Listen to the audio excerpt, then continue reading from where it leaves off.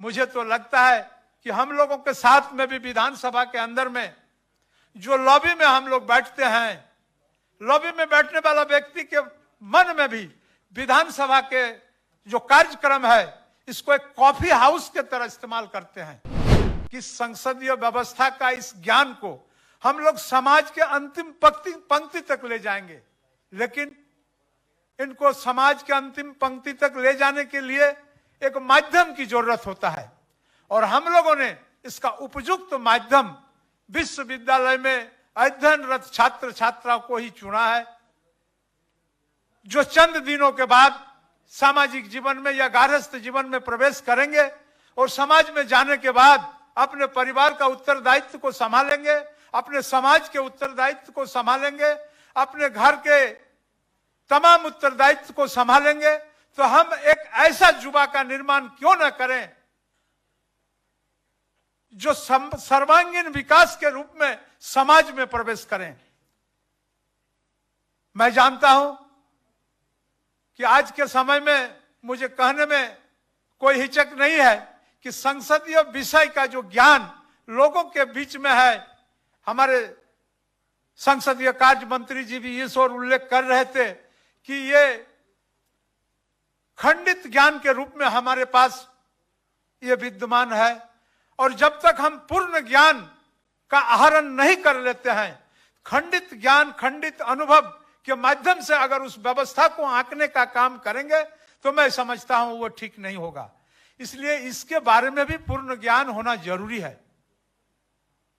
और इसके बारे में पूर्ण ज्ञान देने के लिए हम लोगों ने इस प्रयास का शुरुआत किया है और आने वाला समय में इस ज्ञान को और व्यापक करेंगे ताकि झारखंड में बसने वाले या देश में बसने वाले लोग इस संवैधानिक व्यवस्था के बारे में जानकार हो, इसको जाने। और जब इस व्यवस्था के बारे में जानकार नहीं होंगे तो हम समझते हैं कि इसका अपेक्षित लाभ समाज को नहीं मिलेगा। स्वाधीनता के पहले उस समय भी आपको याद होगा जब देश अंग्रेजों के अधीन था, देश आजाद हुआ था, पार्लियामेंट बनने के प्रयास क्रम में जब था, उस समय भी उस समय के अगवा नेताओं का एक भविष्यवाणी था कि चूंकि देश आजाद होने के क्रम में पूरे देश के नेता, छात्र, युवा सारे लोग आंदोलित हो गए हैं और सारे लोग मिलिटेंट बन गए हैं। और जब मिलिटेंट परिवेश जब बन गया है, इस मिलिटेंट परिवेश में डेमोक्रेसी को अगर उनके कंधों में हम थोपेंगे तो यह बहुत सफल होने में थोड़ा दिक्कत होगा। इसलिए लोगों का इच्छा था कि कुछ दिन इस देश के अंदर में आजाद होने के बाद मिलिट्री शासन का व्यवस्था हो। चलिए वो समय बीत गया, वो व्यवस्था बीत गया, हम लोगों ने डेमोक्रेटिक सेटअप में अपने देश को आगे करने के लिए आगे आए और आज भी हम लोग इस परिणाम को जूझ रहे हैं कि जिस शासन व्यवस्था के अधीन हम अपना जीवन यापन करते हैं, उस शासन व्यवस्था के बारे में बहुत कम लोगों के पास जानकारी है। मुझे तो लगता है कि हम लोगों के साथ में भी विधानसभा के अंदर में जो लॉबी में हम लोग बैठते हैं, लॉबी में बैठने वाला व्यक्ति के मन में भी विधानसभा के जो कार्यक्रम है इसको एक कॉफी हाउस के तरह इस्तेमाल करते हैं।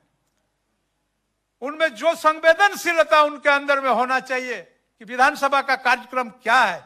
हमको लगता है कम ही प्रतिशत आदमी इस चीज को आत्मसात कर पाया है। इसलिए इस प्रजातांत्रिक प्रणाली और प्रजातांत्रिक प्रणाली के शासन व्यवस्था को मजबूत करने के लिए इस शासन व्यवस्था के बारे में ज्ञान का अत्यंत आवश्यकता है। विवेकानंद विद्या मंदिर स्कूल एक CBSE affiliated English medium coed school है। हम शिक्षा के साथ संस्कार देते हैं। thefollowup.in, like, share and